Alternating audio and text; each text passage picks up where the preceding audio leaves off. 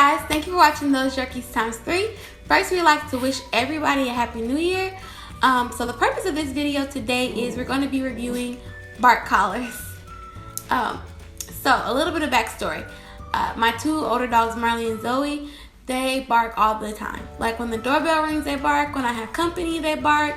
When we take them out, they bark. And it can get a bit embarrassing because it seems like I can't get my dogs under control because when they see other dogs, they just go off.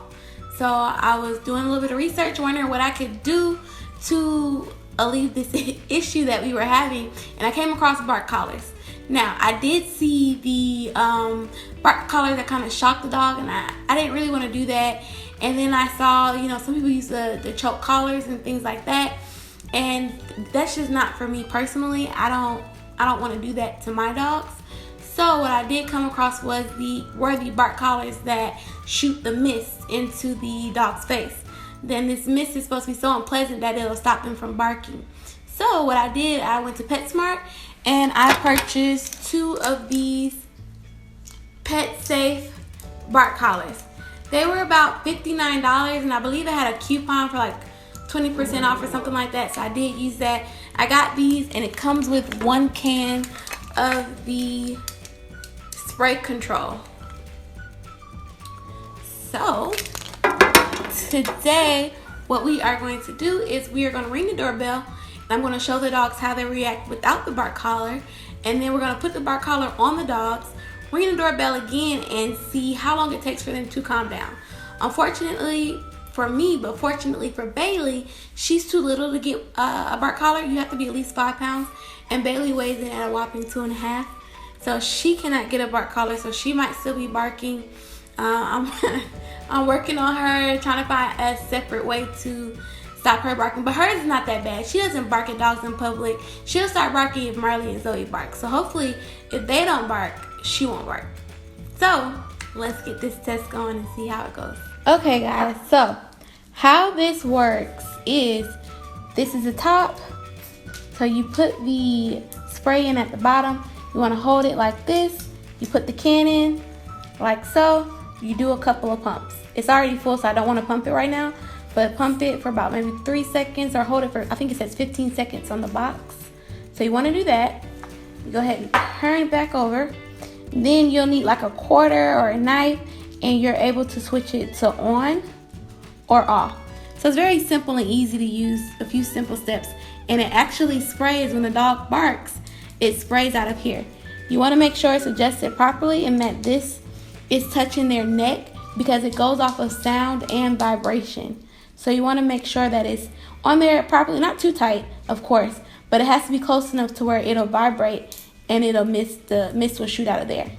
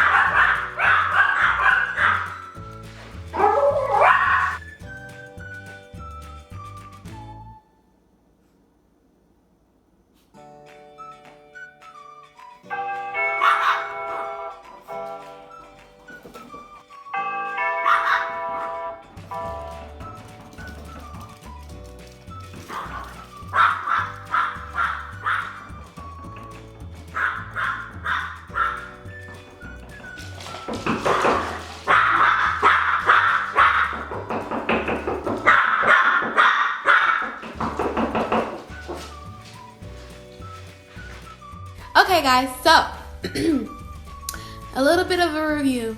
So you saw when the dogs didn't have the bark collars, how they ran to the door barking and acting crazy, and when I did put the bark collars on them, you saw it was radio silence.